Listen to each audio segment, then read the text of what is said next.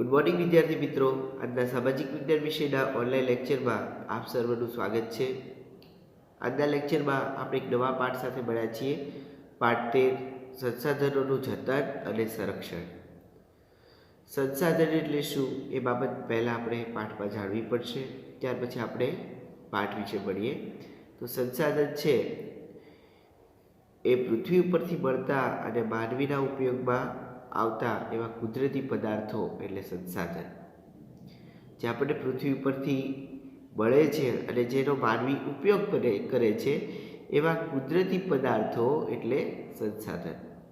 હવા, જળ, જમીન, વનસ્પતિ અને ખનિજો છે એ આપણને કુદરત તરફથી મળેલી બક્ષિસ કહી શકીએ આપણે, એ જ કુદરતી સંસાધનો છે। અમુક સંસાધનો છે કુદરતી હોય છે, જ્યારે અમુક સંસાધનો છે એ માનવ નિર્મિત હોય છે। સંસાધનો જે છે સંસાધનો એ રાષ્ટ્રીય અર્થતંત્રની કરોડરજ્જુ છે। કરોડરજ્જુ છે એ આપણા જે શરીર છે એને સ્થિતિસ્થાપક બનાવે છે। આપણે ટટ્ટા રહી શકીએ છીએ કરોડરજ્જુની મદદથી। એવી રીતે આપણો જે દેશ છે એની અર્થતંત્રને જે સાચવણી કરવા માટે એની અર્થતંત્રની કરોડરજ્જુરૂપ આપણે સંસાધનોને ગણી શકીએ। લોકોની શક્તિ અને સમૃદ્ધિના જો આધારસ્તંભ હોય તો એ સંસાધનો છે। સંસાધનોની કેટલી ચોક્કસ વિશેષતા છે, ઉપયોગિતાઓ પણ છે। સામાન્ય રીતે સંસાધનો છે એ મર્યાદિત માત્રામાં આપણને ઉપલબ્ધ થાય છે, એટલે સંસાધનોને વધુ ઉપયોગી બનાવવા આપણે વિવિધ પ્રકારની જે ટેકનિક છે એનો ઉપયોગ કરવો જોઈએ।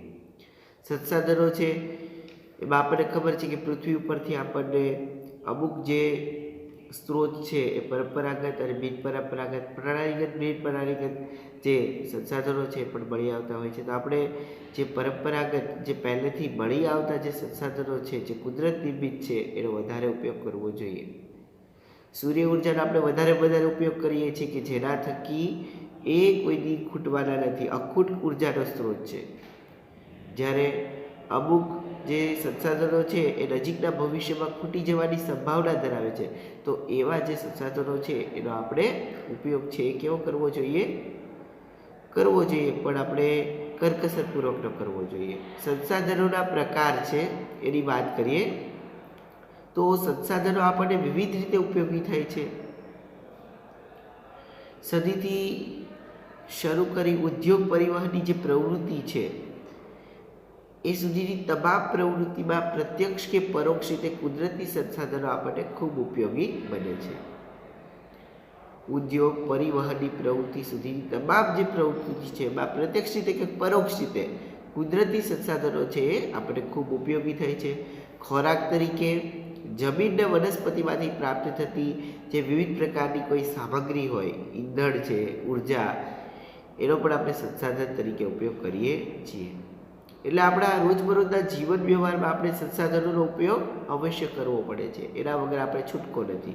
ઉદ્યોગની અંદર, પરિવહનની પ્રવૃત્તિની અંદર, કે પછી ખોરાક તરીકે જમીનમાંથી અને વનસ્પતિમાંથી પ્રાપ્ત થતી જે સામગ્રી છે, કે પછી ઈંધણ, પેટ્રોલ ડીઝલ છે, એ બધામાં આપણે આ સંસાધનોનો ઉપયોગ છે એ કરીએ છીએ। એટલે આપણે સંસાધનો છે એ આપણા જીવન સાથે સંકળાયેલા છે। સંસાધનોને બે જૂથમાં વહેંચવામાં આવે છે, એક છે કુદરતી સંસાધનો અને બીજું છે માનવ નિર્મિત સંસાધનો। યાદ રાખજો બધા વિદ્યાર્થીઓ કે સંસાધનો છે એ બે પ્રકારના છે। સંસાધનોના પ્રકાર કેટલા? બે, એક કુદરતી સંસાધન, એક માનવ નિર્મિત સંસાધન। હવે કુદરતી છે એની અંદર ભૂમિ, જળ, ખનિજો જે જમીનમાંથી આપણને મળી આવે છે, અને જંગલોનો કુદરતી સંસાધનમાં આપણે સમાવેશ કરી શકીએ। ભૂમિ, જળ, ખનિજો અને જંગલો એ કુદરતી સંસાધનમાં સમાવેશ થાય છે, કેમ કે એ કુદરતી છે, આપોઆપ કુદરતી રીતે વનસ્પતિ ઉગી નીકળતી હોય છે, જમીન પણ આપણને મળી છે કુદરત દ્વારા, પાણી પણ કુદરત દ્વારા પ્રાપ્ત થાય છે, ખનિજો છે એ પણ આપણે કુદરત દ્વારા જ આપણને મળે છે, કેમ કે જમીનની અંદર આપણે જોવા જઈએ તો જમીન જે પૃથ્વીનું પેટાળ છે એમાં હવાનું દબાણ, વરાળ આ બધું રચાય છે, અને પૃથ્વીના પેટાળમાંથી આપણને ખનિજો પ્રાપ્ત થાય છે ખોદકામ દરમિયાન.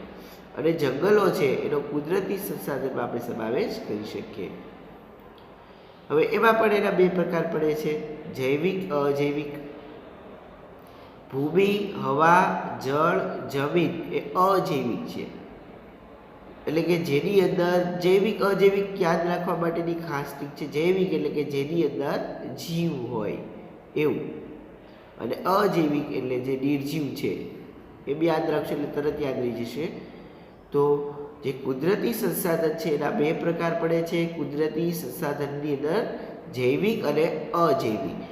તો જૈવિકની અંદર ભૂમિ એટલે કે જમીન, હવા, જળ અને જંગલ, આમાં કોઈમાં જીવ નથી હોતો, એટલા માટે આપણે જૈવિક એટલે કહીશું જૈવિક સંસાધન. જ્યારે જંગલો પછી જે પ્રાણીઓ એ બધા છે એ જૈવિક સંસાધનોમાં આવશે, કેમ કે એ પોતે જીવ ધરાવે છે. કુદરતીની અંદર બે પ્રકાર, જૈવિક, અજૈવિક. જૈવિકની અંદર ભૂમિ, હવા, જળ, જમીન, અને જંગલ અને જે પ્રાણીઓ ને બધા છે એ જૈવિકની અંદર આવશે. માનવીએ સર્જેલા જે ઔદ્યોગિક એકમો છે, ઉદ્યોગો, પછી કોઈ સ્મારકો બનાવેલા હોય, ચિત્રકલા, કોઈ સામાજિક સંસ્થા હોય, એ બધા માનવ નિર્મિત સંસાધનો છે, કેમ કે એ મનુષ્ય દ્વારા નિર્મિત થયેલા છે. એટલા માટે આપણે એ સંસાધનોને માનવ નિર્મિત સંસાધનો કહીએ. મનુષ્યમાં રહેલું જ્ઞાન, બુદ્ધિ, કૌશલ્ય, સ્વાસ્થ્ય અને અન્ય ગુણોનો સમાવેશ પણ માનવ સંસાધનમાં થાય છે.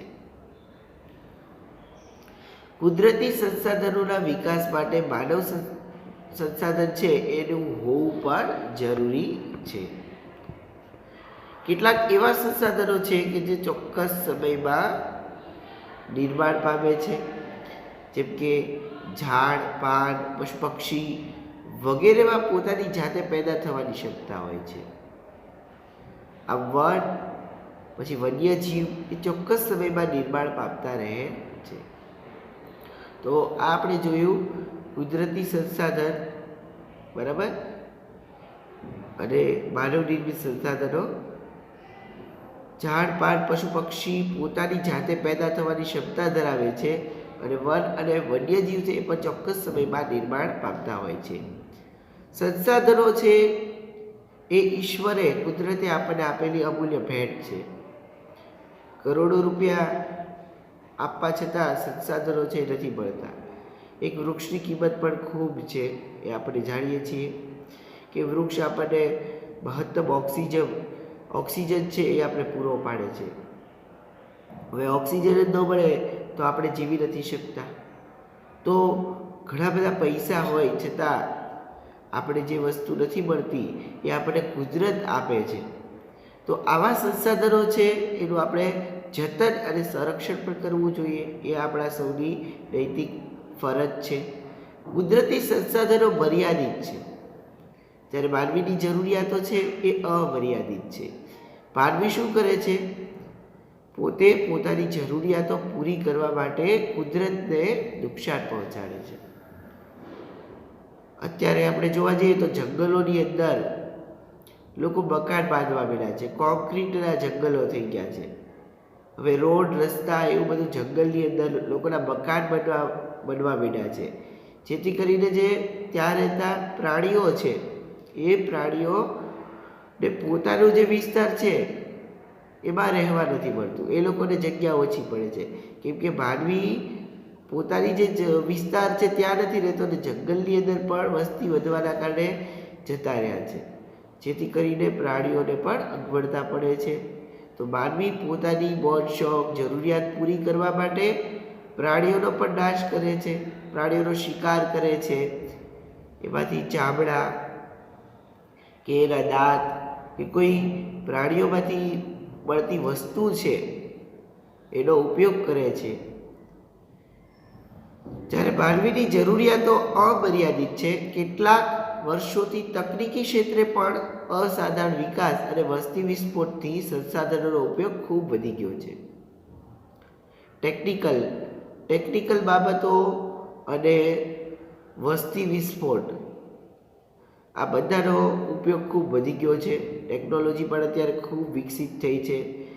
બધી વસ્તુ આપણે ખાલી સ્વિચ છે કે ક્લિક કરીએ તે આપણને દરેક વસ્તુઓ છે પ્રાપ્ત થઈ જાય, એટલી ટેકનોલોજી ઝડપી બની ગઈ છે. વસ્તી વિસ્ફોટ પણ થયો છે અને જેના કારણે લોકોની જરૂરિયાતો છે એ અમર્યાદિત બની ગઈ છે અને કુદરતી સંસાધનો મર્યાદિત છે. એ તો આપણી પાસે જેટલા હોવાના એટલા જ રહેશે કુદરતી સંસાધનો, પણ જે માનવીની જરૂરિયાતો છે એ વધી ગઈ છે, અમર્યાદિત છે. આ પરિસ્થિતિ વિશે ગંભીરતાથી નહીં વિચારીએ તો આપણને ખૂબ એના માઠા પરિણામ ભોગવવા પડશે, ખૂબ ખરાબ પરિણામો આવશે. એટલે જ ભવિષ્યની પેઢીઓ માટે સંસાધનોનું રક્ષણ કરવું એ આપણી સૌની ફરજ છે. અત્યારે તમે જોજો કે પેટ્રોલ, ગેસ, બધા ખનીજોના ખૂબ ભાવ વધે છે. એનું કારણ જ એ છે કે નજીકના ભવિષ્યમાં આ જે સંસાધનો છે એ ખૂટી જવાની સંભાવના ધરાવે છે. એટલે આપણે એનો વિવેકપૂર્વક ઉપયોગ કરવો જોઈએ. જો આપણે વિવેકપૂર્વક એનો ઉપયોગ ન કરીએ તો આ જે સંસાધનો છે એ નજીકના ભવિષ્યમાં તો આપણને મળવાના નથી, તો એ આપણી આગળની પેઢી છે એને પણ મળતા રહેશે. જ્યારે સૂર્ય ઉર્જાના જે સ્ત્રોતો છે, આપણે સોલારથી ચાલતા જે કોઈ સાધનોનો વપરાશ કરીએ છીએ એ અખૂટ ઉર્જાનો સ્ત્રોત છે. એ આપણે ઉપયોગ કરી લઈએ તો નવો પાછી જે સૂર્યની ઉર્જા છે એ બનતી રહેતી હોય છે, તો એ આપણને મળતી રહેશે. એટલે આપણે સંસાધનોનો વિવેકપૂર્વક ઉપયોગ કરવો જોઈએ. જે ખૂટી જવાની સંભાવના ધરાવે છે એવા સંસાધનો તો આપણે ખાસ છે એ વિવેકપૂર્વક ઉપયોગ કરવો જોઈએ. કેટલાક સંસાધનો પોતાની મેળે ચોક્કસ સમયમાં હિસ્સાની પૂર્તિ કરે છે, અખૂટ હોય છે, જે નવીનીકરણના સંસાધન કહેવાય છે. જેમ કે જંગલ છે, સૂર્યપ્રકાશ, જંગલનો સૂર્યપ્રકાશ એકવાર વપરાયા પછી પુનઃ ઉપયોગમાં લઈ શકાતા નથી કે બનાવી શકાતા નથી, તેથી તેને અનવીનીકરણ સંસાધન કહેવાય. જેમ કે પેટ્રોલિયમ, ખનીજ, કોલસો, કુદરતી વાયુ. કોલસો એક સૂત્ર છે, બરાબર? અત્યારે ખાલી હું તમને રીડ કરું છું. જે સૂર્ય ઉર્જાના સ્ત્રોતો છે એવા જે નજીકના ભવિષ્યમાં ખૂટી જવાની સંભાવના ધરાવે છે એવા સ્ત્રોતો, અને જે પ્રણાલીગત, જે પરંપરાગત છે, જે ખૂટી જવાની સંભાવના નથી ધરાવતા એવા અખૂટ ઉર્જાના જે સ્ત્રોત છે એ બંને આપણે જોઈએ. તો સાપુપ જેવું સૂત્ર છે કે સૌર ઉર્જા, સામુદ્રિક ઉર્જા, ભૂતાપીય ઉર્જા, પવન ઉર્જા અને જળ ઉર્જા. બરાબર, 10મા ધોરણ સુધી તમારે આવશે. તો આ ઉર્જાના સ્ત્રોતો છે અખૂટ છે, એનો આપણે ઉપયોગ કરવો જોઈએ. જ્યારે અમુક ઉર્જાના સ્ત્રોતો છે એ નજીકના ભવિષ્યમાં ખૂટી જવાની સંભાવના ધરાવે છે, જેની અંદર કોલસો, કુદરતી ગેસ, સેન્દ્રિય કચરો, લાકડું, ખનિજ તેલ, ન્યુક્લિયર, પેટ્રોલિયમ છે. બરાબર, આ જે છે એ નજીકના ભવિષ્યમાં ખૂટી જવાની સંભાવના ધરાવે છે. એટલે આવા સંસાધનો છે એનો ઉપયોગ આપણે વિનયપૂર્વક, બરાબર, વિવેકપૂર્વક ઉપયોગ કરવો જોઈએ કે જેથી કરીને નજીકના ભવિષ્યમાં આપણી પેઢી છે બીજી એ પણ એનો ઉપયોગ સારી રીતે કરી શકે. સંસાધનની અંદર છે ભૂમિ સંસાધન છે, જંગલ સંસાધન છે, પ્રાણી સંસાધન છે, ખનિજ સંસાધન છે. બરાબર, એ દરેક વિશે આપણે માહિતી છે એ પ્રાપ્ત કરશું.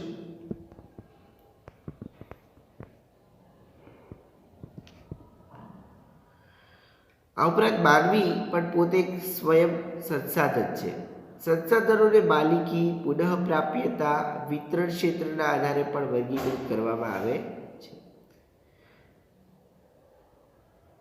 સંસાધનોને પુનઃપ્રાપ્યતા, પછી એનું જે વિતરણ ક્ષેત્ર છે એ દરેકના આધારે એના અલગ અલગ ભાગ પાડવામાં આવે છે. તો આપણે સૌપ્રથમ જોઈએ ભૂમિ સંસાધન, જેમાં છે જમીન નિર્માણ.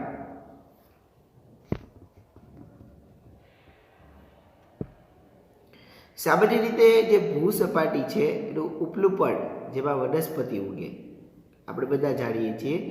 જમીન નિર્માણની અંદર જોઈએ તો સામાન્ય રીતે ભૂસપાટી છે, જે જમીનની સપાટી એમાં જેનું ઉપલું પડ છે જેમાં વનસ્પતિ ઉગે છે તેને આપણે શું કહીએ છીએ? જમીન. આપણે કોઈ પણ વનસ્પતિ છે એમાં બિયારણ નાખીએ, બીજ નાખીએ એટલે વનસ્પતિ જે ઉગે એ એના ઉપલા પડમાં ઉગતી હોય છે.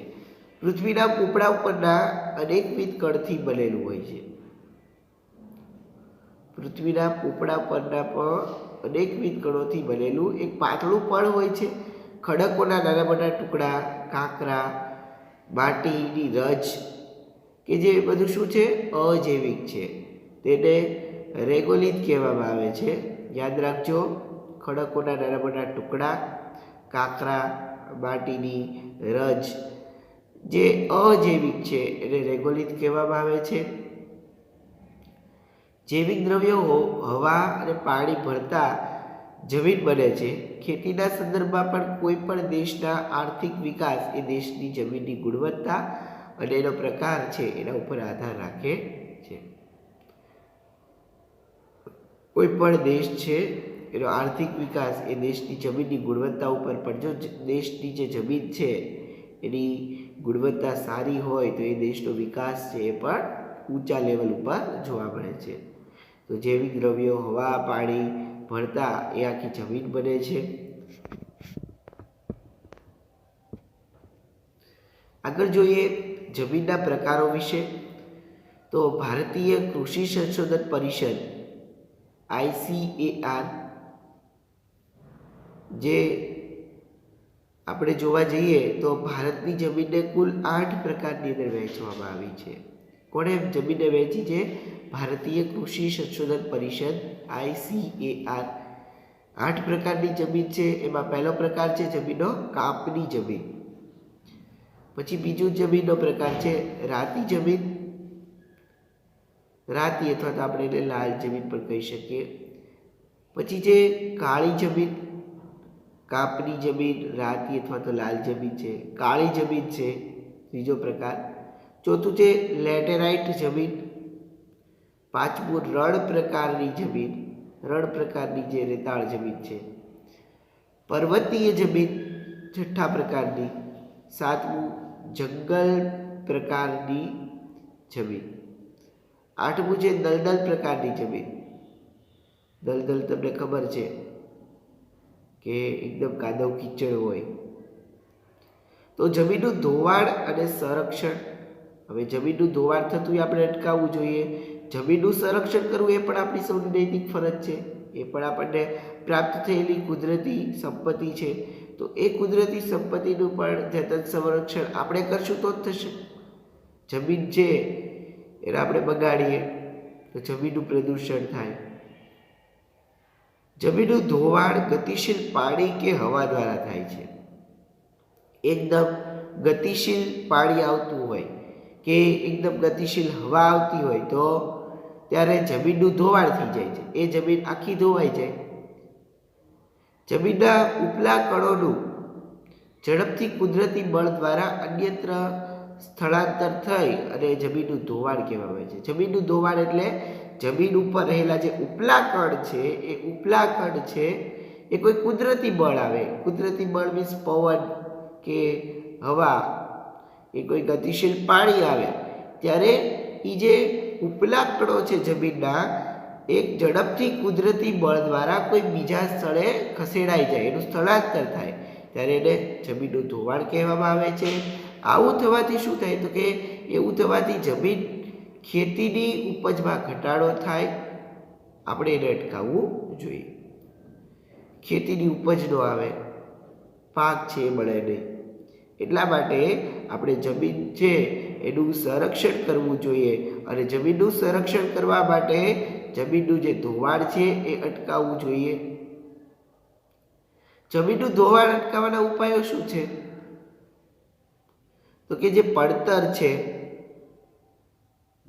વૃક્ષો છે એનું વાવેતર આપણે કરવું જોઈએ. પડતર જમીનોમાં વૃક્ષોનું વાવેતર કરવું જોઈએ. જ્યાં ઢોળાવવાળી જમીન છે ત્યાં પગથિયા પદ્ધતિથી ખેતી કરવી જોઈએ. ઢોળાવવાળી જમીન હોય તો એવી જમીનમાં જો આપણે પગથિયાથી ખેતી કરીએ તો જમીનનું ધોવાણ છે અટકી જાય છે. પછી જમીન ઉપર ચરાણ પ્રવૃત્તિઓને નિયંત્રણમાં લાવવી જોઈએ. જમીન ઉપર કોઈ ચરાણ કરતા હોય તો એવી પ્રવૃત્તિઓને પણ આપણે બંધ કરાવવી જોઈએ. અને ખાસ જમીનનું ધોવાણ અટકાવવા માટે આવા પગલાં છે આપણે ભરવા જોઈએ. વધારેમાં વધારે પડતર જમીનોમાં વૃક્ષનું વાવેતર કરવું જોઈએ. પછી છે ભૂમિ સંરક્ષણ એટલે કે જમીનનું ધોવાણ રોકીને એની ગુણવત્તા છે એ જમીનની જાળવવી. નદીના કોતરો અને પહાડી ઢોળાવો ઉપર વૃક્ષ ઉછેરવા, રણની નજીકના ક્ષેત્રોમાં વાતા પવનો છે એને રોકવા, વૃક્ષની હારમાળા ઉગાડવી, અનિયંત્રિત જે ચરાણ છે એને પણ અટકાવવું, ફળદ્રુપતા ગુમાવી બેઠેલી જે જમીન છે એને પુનઃ એની અંદર સેન્દ્રીય પદાર્થ ઉમેરવા. અને આમ સૌએ સાથે મળી અને સહિયારા પ્રયાસ કરો તો જમીનનું ચોક્કસ પ્રમાણે સંરક્ષણ કરી શકાય છે. જમીનનું ધોવાણ રોકી અને જમીનની ગુણવત્તા છે આપણે જાળવી રાખવી જોઈએ. નદી, કોતર, પહાડી ઢોળા ઉપર વૃક્ષો ઉછેરવા જોઈએ જમીનનું રક્ષણ કરવા માટે. રણની નજીકના ક્ષેત્રમાં વાત જે પવન છે એ ખૂબ ગતિશીલ હોય તેને રોકવાના પ્રયત્ન કરવા. વૃક્ષોની હારમાળા ઉગાડેલી હોય તો એ પણ જમીનનું ધોવાણ અટકાવે છે. અનિયંત્રિત ચરાણ છે એને અટકાવવું જોઈએ. ફળદ્રુપતા ગુમાવી બેઠેલી જે જમીન છે એને પુનઃ સેન્દ્રીય પદાર્થ એમાં ઉમેરણ કરવું. સૌ સાથે મળી અને બધાએ સહિયારા પ્રયાસ કરવા જોઈએ તો ભૂમિ સંરક્ષણ થઈ શકે. ભૂમિ સંરક્ષણ પછીનો બીજો પ્રકાર છે જળ સંસાધન. તો કે આપણી પૃથ્વી ઉપર જો આપણે જળ સંસાધનની વાત કરીએ તો પૃથ્વી ઉપર કેટલા ટકા પાણી છે આપ સૌ જાણો જ છો કે પૃથ્વીની અંદર 29% ભાગ છે એ જ માત્ર જમીનનો છે. બાકીનો જે 71% ભાગ છે એની અંદર પાણી આવેલું છે, જળ આવેલું છે. હવે એ જે પૃથ્વી ઉપર પીવાલાયક પાણી છે એ તો પ્રમાણમાં કેટલું છે એ પણ આપણને ખબર છે. હવે જેટલું પાણી પૃથ્વી ઉપર છે એ પાણીમાંથી 97% પાણી છે એ તો મહાસાગરમાં રહેલું છે, એટલે ખારાશવાળું પાણી છે. મહાસાગરો આપણા જે 4 છે, પેસિફિક, હિંદ, એટલાન્ટિક અને આર્કટિક. તો આ 4 મહાસાગરોમાં જ ખારું પાણી રહેલું છે 97%. હવે 3% જેટલું જ પાણી વધે. એમાં 3% જેટલા પાણીમાંથી પાછું આપણે ગ્લોબલ વોર્મિંગની પોઝિશનિંગ સિસ્ટમ જે છે એના કારણે 1.5% જેટલું પાણી છે એ બરફમાં છે. 1.5% જેવું જ પીવાલાયક મીઠું પાણી છે. પૃથ્વીનો ત્રીજો ભાગ જળ વિસ્તાર ધરાવે છે. આપણી પૃથ્વીનો ત્રીજો ભાગ જળ વિસ્તાર ધરાવે છે. યાદ રાખજો, પાણી એ કુદરત થકી મળેલી આપણને અનમોલ ભેટ છે. પાણી તો છે જ તે, બરાબર. કોઈ કંઈક સરસ કીધું છે કે જ્યાં જુઓ ત્યાં બસ પાણી જ પાણી, પણ છે ક્યાંય એક કે ટીપું પીવાનું પાણી? પીવાનું પાણી જે મીઠું છે એ આપણને જોવા નથી મળતું. જ્યાં જુઓ ત્યાં પાણી તો છે જ તે, પણ બધું ખારું પાણી છે. એના માટે આપણા ભાવનગર ખાતે આવેલી centre salt marine chemical research institute CSMCRI જે કંપની છે એ લોકો સંશોધન કરે છે. કેન્દ્રીય કંપની છે કે જે ઉપર કેન્દ્ર સરકાર દ્વારા ચાલે છે અને જે પોતે સંશોધન કરે છે કે જે ખારું પાણી છે એમાંથી મીઠું પાણી કેવી રીતે બનાવવું. જીવનની પ્રાથમિક માનવીની રોજબરોજની પ્રવૃત્તિઓ, ઉદ્યોગો અને ખેતી માટે પણ જળ ખૂબ ઉપયોગી સ્ત્રોત છે. પ્રાથમિક માનવીની રોજબરોજની પ્રવૃત્તિ હોય, પછી ઉદ્યોગ છે, ખેતી છે, આ દરેક માટે આપણે પાણીની આવશ્યકતા રહે છે. આપણે સવારે જાગીએ ત્યારથી લઈ અને રાત્રે સૂઈએ ત્યાં સુધીમાં આપણે ઘણી બધી જગ્યાએ પાણીની જરૂર હોય છે. આપણે સવારે નાહવા ધોવામાં, આપણે જે આપણી દૈનિક જે પ્રવૃત્તિ છે એમાં પાણીનો ઉપયોગ કરીએ છીએ. વાસણ ધોવામાં, નાહવા માટે, કપડાં ધોવામાં, ખેતીમાં, ઉદ્યોગમાં. તો આખા દિવસની અંદર રોજબરોજની પ્રવૃત્તિઓમાં પણ પાણીનો મહદ અંશે આપણે ઉપયોગ કરીએ છીએ. ઉદ્યોગો, ખેતી માટે પણ જળ ખૂબ ઉપયોગી છે. જો ઉદ્યોગોની અંદર કોઈ પણ વસ્તુ બને છે તો એમાં પણ પાણીનો ઉપયોગ થાય છે. ખેતીમાં કોઈ પાક છે તો એ બધા પાણી દ્વારા પાકતા હોય છે. તો પાણી એ ખૂબ ઉપયોગી સ્ત્રોત છે. જળ સંસાધનની અંદર મહાસાગરો, સૌથી ઉપર મહાસાગર આવશે, એથી મોટા કાંઈ ન આવે. પછી ઉપસાગરો, પછી નદી છે, સરોવર, ભૂમિગત જળ, જે જમીનના પેટાળમાં રહેલું પાણી છે ને ભૂમિગત જળ. હવે આપણને થતું હશે કે જ્યારે વરસાદ આવે ત્યારે બધું પાણી છે એ જમીનના તળમાં ઉતરી જતું હોય. આપણે જોઈએ છીએ તો બધું પાણી જાય ક્યાં? તો એ બધું પાણી છે એ નદી, તળાવ, સરોવર કે મહાસાગરમાં તો જતું હોય છે, પણ જ્યાં મહાસાગર કે નદી, તળાવ, સરોવર ન હોય તો એ બધું પાણી છે એ જમીનની અંદર તળમાં ઉતરી જાય. તો એ ભૂમિગત જળ. આપણે બોર કરાવીએ ત્યારે એ પાણી આપણે પાછું મળે છે. પૃથ્વી ઉપર જળ સંસાધનોનો મુખ્ય સ્ત્રોત વરસાદ છે. વરસાદ એ મુખ્ય સ્ત્રોત છે જળ સ્ત્રોતનો, જળ સંસાધનનો. બધા સ્ત્રોત વરસાદને આભારી છે. પૃષ્ઠીય જળ સ્ત્રોતમાં નદી, સરોવર, તળાવ, ઝરણા વગેરેનો સમાવેશ થાય છે. એમાં મુખ્ય સ્ત્રોત નદી ગણાય છે.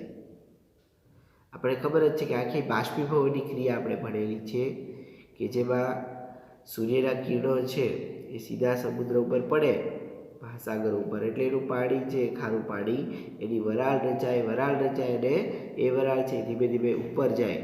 સાથે સાથે વાતાવરણમાં રહેલા જે રજકણ છે, ધૂળ છે, એને પણ પોતાની સાથે ઉપર લઈ જાય છે. ઉપર જતાં વરાળ છે એ ખૂબ ઉપર જાય એટલે ઠંડી પડે. ઠંડી પડતા ઘનીભવન ધારણ ક્રિયા થાય છે અને એમાંથી વાદળા બની અને એ પાણી પાછું જ્યારે નીચે આવે ત્યારે એ મીઠું પાણી પીવાલાયક પાણી તરીકે વરસાદ સ્વરૂપે આપણને મળે છે. જળ તંગી વિશે જોઈએ. તમને ખબર છે કે ચોમાસું છે એમાં વરસાદ ન પડ્યો હોય ત્યારે જળ તંગીની સમસ્યા સર્જાય. ઉનાળામાં ખાસ આપણે જળ તંગી જોઈ શકીએ છીએ, કેમ કે ઉનાળામાં લોકોને વધારેમાં વધારે પાણીની જરૂરિયાત રહેતી હોય છે. કેમ કે એકદમ ગરમી પડતી હોય એટલે નહાવાનું કે કોઈ પણ બીજી ક્રિયાઓમાં આપણે પાણીનો વધારે ઉપયોગ કરીએ છીએ. શિયાળામાં, ચોમાસામાં લોકો ઓછો વપરાશ કરે છે પાણીનો. પાણી કુદરત થકી મળેલી આપણને અનમોલ ભેટ છે. એ પણ આપણે કુદરત દ્વારા મળેલું અમૂલ્ય સ્ત્રોત છે, એટલે એનું પણ આપણે સંસાધન જતન કરવું જોઈએ. અત્યારે વધતી જતી વસ્તી છે એક મોટી સમસ્યા થઈ છે. વધતી વસ્તી એના કારણે શું થાય તો કે અનાજની વધતી માંગ. આપણા ઘરમાં મેમ્બર વધારે હોય તો આપણે વધારે અનાજ જોઈએ, ઓછા મેમ્બર હોય તો આપણે ઓછું અનાજ જોઈએ. રોકડિયા પાક ઉગાડવા, શહેરીકરણ, શહેરોમાં પણ લોકો સ્થળાંતર થઈ રહ્યા છે ગામડામાંથી વધારે પ્રમાણમાં. અને ઊંચું જીવન ધોરણ, અત્યારે લોકો છે એનું જીવન ધોરણ ઊંચું થઈ ગયું છે, દેખાદેખી, બરાબર.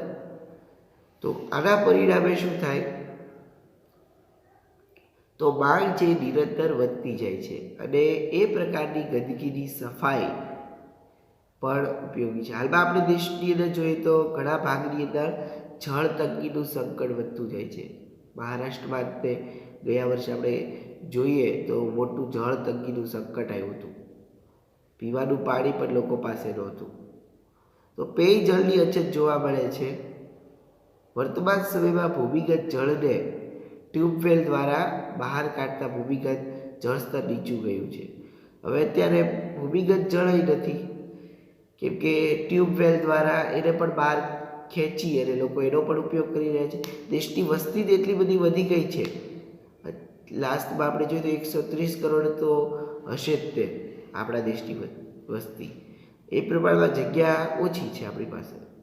તો આજે દેશમાં પાણીની ઘટતી ઉપલબ્ધતા અને વધતી જતી અછત જેવી ગંભીર સમસ્યાનો સામનો આપણે બધાએ કરવો પડી રહ્યો છે. તો જળ તંગી છે એ આખા દેશની અંદર ઘણા બધા વિસ્તારોમાં જોવા મળે છે. જે અંતરિયાળ ગામડા છે એ ગામડાની અંદર તો પાણી પણ જોવા નથી મળતું. ત્યાં પીવાનું પાણી માટે પણ લોકોએ ખૂબ હાડમારી સહન કરવી પડે છે. ગુજરાતમાં પણ ઘણા બધા દક્ષિણ ગુજરાતના ગામડાઓ છે કે જ્યાં પાણી ભરવા માટે દૂર દૂર સુધી લોકોએ જવું પડતું હોય. તો આવી મોટી જળ તંગી છે, એ નિવારવા માટે આપણે બધાએ જાગૃત થવું જોઈએ. આપણે બધાએ ભેગા થઈને અને પાણી છે એ આપણે જેટલા પ્રમાણમાં આપણે આવશ્યકતા હોય એટલા પ્રમાણમાં જેનો ઉપયોગ કરવો જોઈએ. વધારે પડતું પાણી છે એનો બિનજરૂરી ઉપયોગ કરવો જોઈએ નહીં.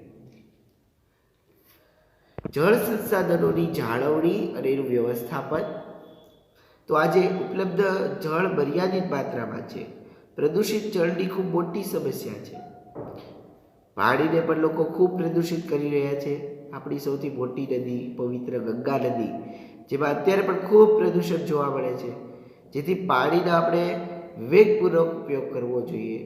એની જાળવણી થાય એના ઉપાયો પણ હાથ ધરવાની ખાસ અનિવાર્યતા છે, આવશ્યકતા છે. સરકારે એના માટે પગલાં ભરવા પડે, ખૂબ ઊંચા દંડ રાખવા જોઈએ કે જેથી કરીને લોકો છે એ આવી ભૂલ જ ન કરે. જળ એ આપણી સહિયારી સંપદા છે.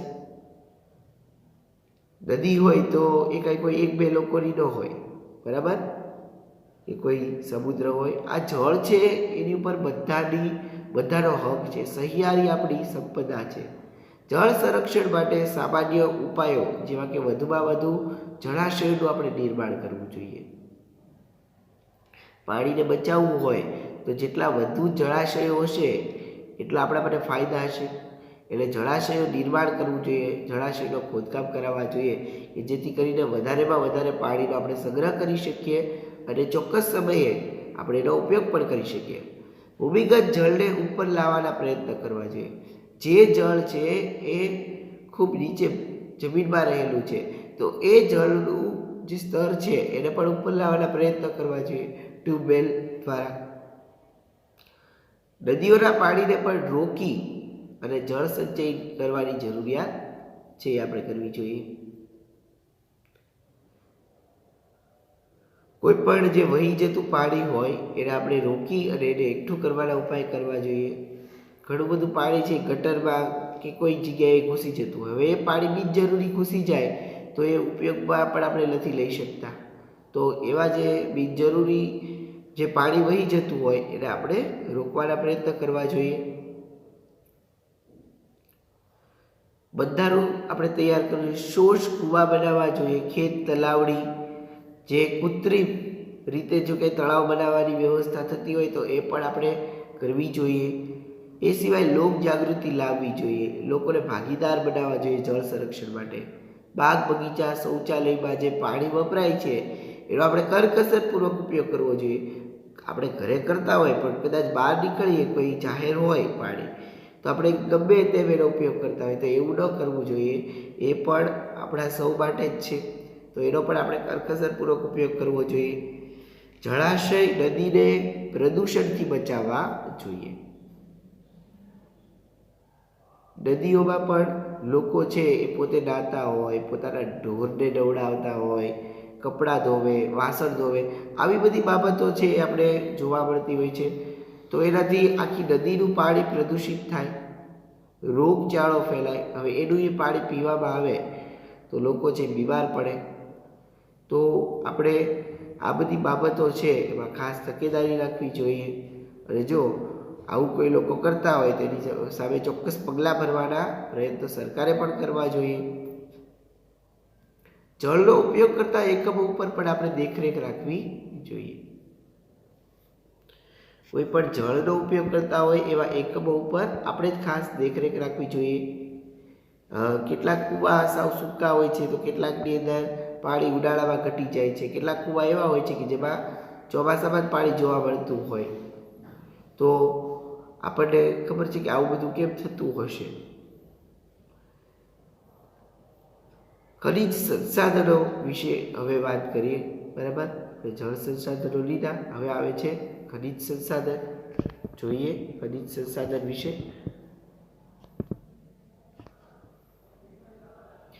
તો વર્ષો પહેલા માનવી છે શિકાર માટે પથ્થરમાંથી મેળવેલા જે ઓજારો છે એનો ઉપયોગ કરતો હતો. એટલે કે માનવી છે એ ખનિજ સાથેનો સંબંધ પહેલાં ખૂબ જૂનો છે. પહેલેથી જ તે માનવી છે એનો અને ખનિજનો સંબંધ રહ્યો છે. કેમ કે પહેલાં જે માણસ હતો એ માણસને જે બુદ્ધિશક્તિ છે એનો કાંઈ વિકાસ ન થયેલો, એટલે માનવી જે એ શિકાર માટે પથ્થરમાંથી મેળવેલા ઓજારો છે એનો ઉપયોગ કરતો અને ધીમે ધીમે છે એની બુદ્ધિશક્તિનો વિકાસ થયો અને અત્યારે આપણે જોઈએ તો ટેકનોલોજીવાળા ઓજારો પણ આવી ગયા છે. માનવ સંસ્કૃતિમાં માનવ વિકાસના તબક્કામાં ખનિજોના નામ ઉપરથી ઓળખાય છે. જેમ કે પાષાણ યુગ જે પથ્થરોનો યુગ હતો, તામ્ર યુગ છે તાંબાનો યુગ, કાંસ્ય યુગ કાંસાનો યુગ, લોહ યુગ લોખંડનો યુગ, વર્તમાન સમયને આપણે અણુયુગ કહીએ છીએ. અત્યારનો હાલનો સમય અણુયુગ, બરાબર. અત્યારે તમને ખબર છે કે બોમ્બ ઘણા બધા બની રહ્યા છે. ઔદ્યોગિક ક્રાંતિ પછી ખનિજોનું મહત્વ અનેક ગણું વધી ગયું. ઉદ્યોગોમાં ક્રાંતિ આવી એટલે ખનિજો છે એનું આપોઆપ મહત્વ કેટલું બધું વધી ગયું છે. કેમ કે આપણે ઉદ્યોગોની અંદર પણ અલગ અલગ પ્રકારની જે ખનિજો છે એનો ઉપયોગ કરીએ છીએ. ભારત પાસે પણ પૂરતા પ્રમાણમાં ખનિજ સંપત્તિ હોવાથી વિશ્વના દેશ સાથે આપણે હાથ મિલાવવા આગળ વધી રહ્યા છીએ, કદમ મિલાવી રહ્યા છીએ આપણે વિશ્વના બીજા દેશો પાસે. કેમ કે આપણી પાસે પણ ભારત પાસે પણ ઘણા બધા ખનિજો છે, તો બીજા દેશોએ પણ આપણી પર આધાર રાખવો પડે છે. અને જો એ આધાર ન રાખે, બરાબર, તો એને મુશ્કેલી પડે છે. ખનિજનું પણ આપણે સંરક્ષણ કરવું જોઈએ. ઔદ્યોગિક ક્રાંતિ પછી ટેકનોલોજીનો પણ ખૂબ વિકાસ થયો છે અને વસ્તીની માંગના કારણે કુદરતી સંસાધનો છે એનો પણ લોકો ઉપભોગ છે ચરમસીમાએ કરે છે. કેટલાક ખનિજો છે એ ખૂટી જવાનો ભય આપણને ઊભો કરે છે, તો ઘણા જે સંસાધનો છે એ અખૂટ છે. ખનિજ સંપત્તિનો આજે પણ આપણે ખૂબ મોટા પ્રમાણમાં ઉપયોગ કરીએ છીએ. ખનિજ સંપત્તિ એ આપણા રોજબરોજના જીવન વ્યવહારમાં આપણે દરરોજ એનો ઉપયોગ કરવો પડે છે. જેમ કે આપણે પેટ્રોલ છે કે કોઈ ડીઝલ કે કોઈ બીજા સંસાધનો છે એના ઉપયોગ થકી આપણે એક જગ્યાએથી બીજી જગ્યાએ જઈ શકીએ છીએ. જો પેટ્રોલિયમ પદાર્થ છે એ ખૂટી જવાની આરે આવીને ઊભા રહી જાય તો આપણી આગળની જે પેઢી છે એને એ મળતા નથી. ખનિજ સંસાધનોનો આપણે ખૂબ કરકસરભર્યો ઉપયોગ કરવો જોઈએ. તેનું સંરક્ષણ એ પણ એક પ્રકારની બચત છે. ખૂટી પડવાના આરે આવેલા જે ખનિજો છે એનો આપણે આ એક વિકલ્પ ગણી શકીએ. શક્ય હોય ત્યાં ખનિજોનો આપણે પુનઃ ઉપયોગ થઈ શકે એવી પ્રક્રિયાઓ કરવી જોઈએ. એટલા માટે આપણે જે સૂર્ય ઉર્જા દ્વારા સંચાલિત સાધનો છે એનો વધારેમાં વધારે જો ઉપયોગ કરશું તો આ જે ખનિજો છે એ પોતાનો જે જથ્થો છે એમના અકબંધ રહેશે. એટલા માટે આપણે વધુમાં વધુ સોલારથી ચાલતા સાધનો છે એનો ઉપયોગ કરવો જોઈએ. સોલારથી ચાલતા જે સાધનો છે એમાં આપણે રસોઈ બનાવવા માટે સૂર્ય કુકરનો ઉપયોગ કરવો જોઈએ. સોલારથી ચાલતી કોઈ ગાડી હોય તો એનો પણ આપણે ઉપયોગ કરી શકીએ છીએ. તો જેથી કરી અને નજીકના ભવિષ્યમાં આપણે બીજા કોઈ સ્ત્રોત છે જે ખૂટી જાય એવા એનો આપણે જે ઉપયોગ છે એને લંબાવી શકીએ. હવે આગળ આવે છે વન અને વન્યજીવ સંસાધન. માનવનું અસ્તિત્વ અને એની પ્રગતિ એ વિવિધ સંસાધનોના આભારી છે. કુદરત પાસેથી આપણને વિભિન્ન ચીજો પણ મળી જાય છે અને આપણી જરૂરિયાતો આપણે પૂર્ણ કરતા રહીએ છીએ. વન અને વન્યજીવ એ અતિ મહત્વનું સંસાધન ગણી શકાય છે. વન્ય જીવન પણ નિરાળું અને વૈવિધ્યસભર છે. ભારતીય સંસ્કૃતિમાં પણ વનનું ખૂબ મહત્વ દર્શાવાયું છે. વન અને જંગલનું આગવું મહત્વ છે. જંગલોનું મહત્વ જો આપણે જોવા જઈએ તો જંગલો આપણને ખૂબ ઉપયોગી બને છે. એમાંથી મળતું શાક, પછી સાલનું લાકડું ઇમારતી લાકડા તરીકે વપરાય છે. લાકડાનો આપણે ઘણી બધી જગ્યાએ ઉપયોગ કરીએ છીએ. આપણા જીવન વ્યવહારમાં લાકડું પણ આપણને ખૂબ ઉપયોગી બને છે. આપણા ઘરનું ફર્નિચર છે એ પણ આપણે લાકડામાંથી બનાવીએ છીએ. દેવદાર કે ચીડ હોય એના લાકડામાંથી રમતગમતના સાધનો બનાવવામાં આવે છે. વાંસના લાકડામાંથી ટોપલા, ટોપલી, કાગળ, રેયોન વગેરે બનાવી શકાય છે. જંગલમાંથી લાખ મળે છે, ગુંદર મળે છે, આપણને મધ મળે છે, પછી વગેરે પ્રકારની અલગ અલગ પ્રકારની ઔષધિઓ દવા છે એ પણ આપણે જંગલની વનસ્પતિમાંથી મેળવી શકીએ છીએ. અને જંગલમાં જે રહેતી પ્રજા છે એની આજીવિકા પણ પૂરી પડે છે. જંગલમાં રહેતી પ્રજા છે એમાંથી લાકડા લે છે, લાકડા દ્વારા પોતે ખોરાક બનાવે છે, વનસ્પતિ પણ પ્રાપ્ત થાય છે. જંગલોનું આર્થિક મહત્વ સાથે પર્યાવરણીય મહત્વ પણ વિશેષ છે. આપણને પૈસા ને એવું તો બધું મળે જ છે, પણ સાથે સાથે પર્યાવરણીય મહત્વ પણ જંગલનું ખાસ વિશેષ છે. જંગલો છે એ આબોહવાને વિષમબત્તી અટકાવે, ભેજ જાળવી રાખે અને વધુ વરસાદ લાવવા માટે ઉપયોગી થાય. જેટલા વધારે વૃક્ષો એટલો વધારે વરસાદ આવે છે. આપણે ગુજરાતમાં ગાંધીનગર જિલ્લાની અંદર વધારે વૃક્ષો આપણે જોવા મળે છે. દરેક જિલ્લાની અંદર 33% જેવા વૃક્ષો તો હોવા જોઈએ. આપણા ગુજરાતમાં પણ, રાજ્યમાં પણ 33% વૃક્ષો હોવા જોઈએ, પણ 10% જેટલા જ વૃક્ષો છે. આપણા વાવાઝોડામાં ઘણા બધા વૃક્ષો છે એ પડી પણ ગયા, તો એને પાછા નવેસરથી ઊભા કરવા પડે. ભૂમિગત જળને ટકાવી રાખવામાં પણ મદદરૂપ થાય છે. આપણને શુદ્ધ ઓક્સિજન વાયુ પણ પૂરો પાડે છે. એક વ્યક્તિ દીઠ એક વૃક્ષ છે એ વાવવું જોઈએ, એવા સંકલ્પ પણ લેવા જોઈએ જેથી કરીને આપણે વૃક્ષોની સંખ્યા વધારી શકીએ. ભૂમિગત જળને ટકાવી રાખવામાં પણ જંગલો મહત્વરૂપ થાય છે. જમીનનું ધોવાણ અટકાવે છે જંગલો. વાતાવરણમાં ઓક્સિજન, કાર્બન ડાયોક્સાઇડનું જે સંતુલન જાળવવામાં પણ આપણને ખૂબ મદદરૂપ થાય છે.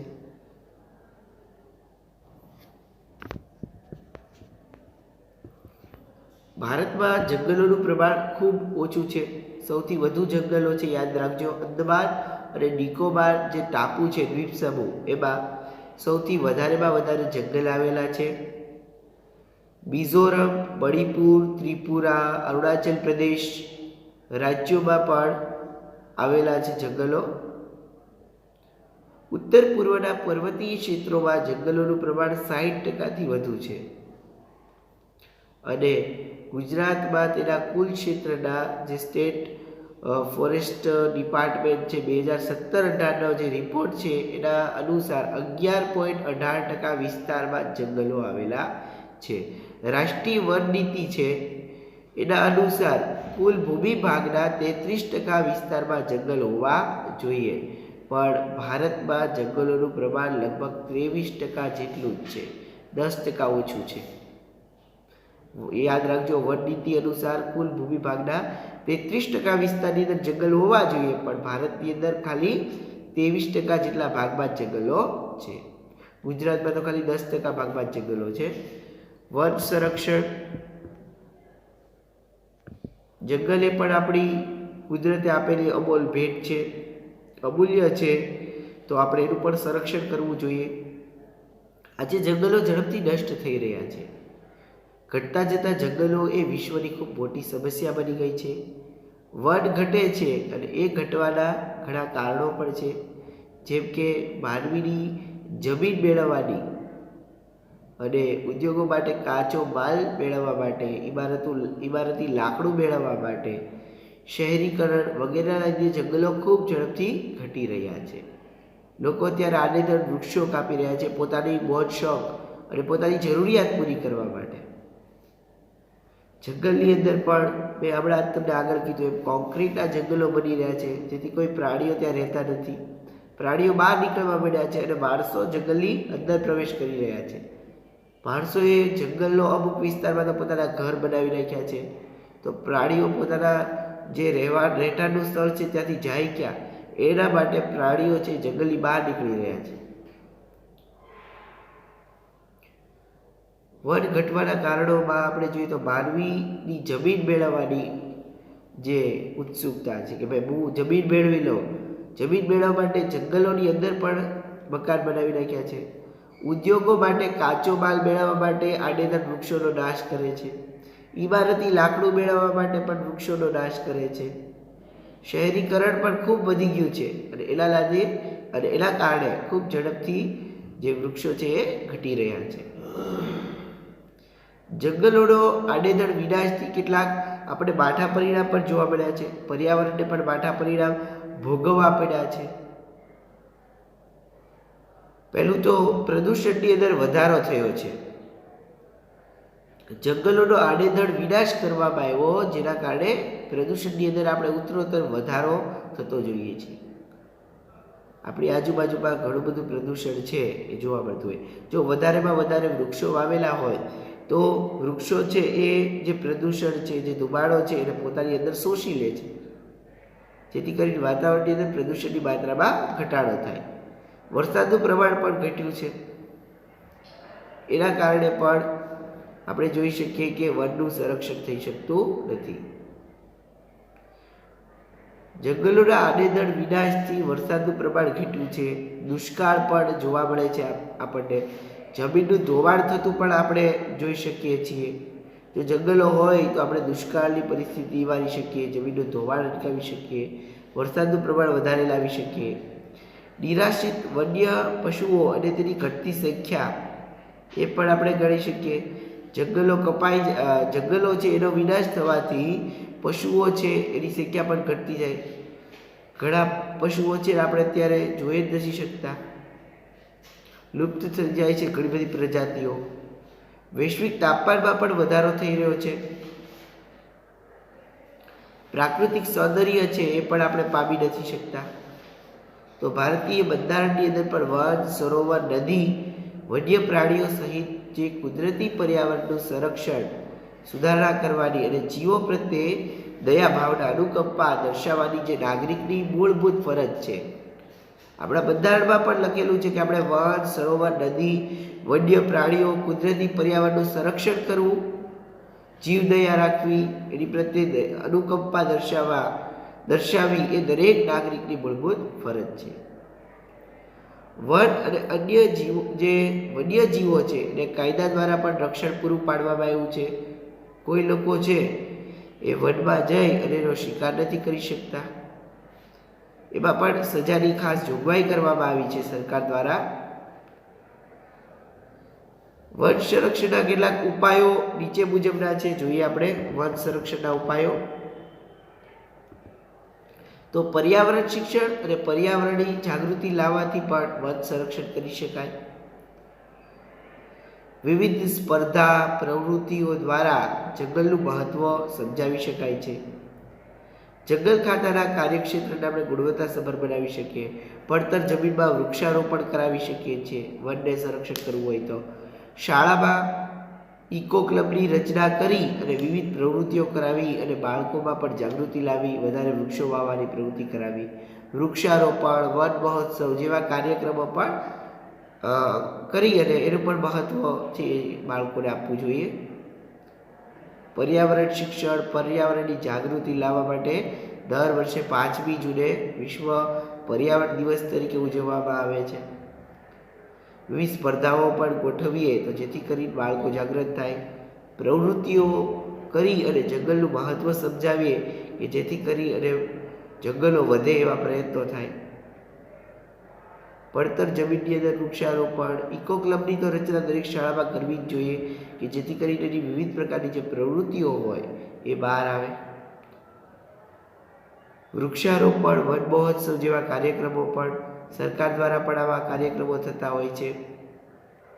સરકાર દ્વારા વન છે એની સ્થાપના કરવામાં આવે છે કોઈ શહીદની યાદમાં, અને એ વન બનાવી અને વન મહોત્સવ ઉજવવામાં આવે છે. 21 માર્ચ વિશ્વ વન દિવસ, 5 જૂન વિશ્વ પર્યાવરણ દિવસ, 4 ઓક્ટોબર વન્ય પ્રાણી દિવસ અને 29 ડિસેમ્બર જૈવ વિવિધતા દિવસ. અલગ અલગ દિવસોની ઉજવણી કરવામાં આવે છે, ખાસ યાદ રાખજો. તો વિદ્યાર્થી મિત્રો, આજના લેક્ચરની અંદર આપણે ઘણા બધા ટૉપિકો વિશે માહિતી મેળવી છે. માહિતી છે એ તમને બધાને સારી રીતે પ્રાપ્ત થઈ છે. તમે આ બધું ખાસ યાદ રાખજો અને સાથે સાથે આજનું હોમવર્ક છે એ પણ આપ નોંધ કરી લેશો, જેની અંદર ટૂંક નોંધ લખવાની છે. બરાબર. જળ સંસાધન અને વન સંસાધન, બરાબર. બે વિશે તમારે ટૂંક નોંધ લખવાની રહેશે, જળ સંસાધન અને વન સંસાધન. વન સંરક્ષણ ને બધા ટોપિક એની અંદર આવી જવા જોઈએ, બરાબર. વન સંસાધન અને જળ સંસાધન આપણે ઘણું બધું જોઈ લીધું છે, ખનિજ સંસાધન વિશે પણ. આ ઉપરાંત જળ સંસાધન, ભૂમિ સંસાધનો. તો આજે હોમવર્કની અંદર તમારે જળ સંસાધન અને વન સંસાધન વિશેની ટૂંક નોંધ લખવાની રહેશે. જળ સંસાધન અને વન સંસાધન. તો વિદ્યાર્થી મિત્રો, આજના લેક્ચરમાં બસ આટલું જ. ફરીથી નવા લેક્ચરની અંદર પાછા નવા ટોપિક સાથે ઉપસ્થિત થશું. આવજો. આભાર. Thank you so much.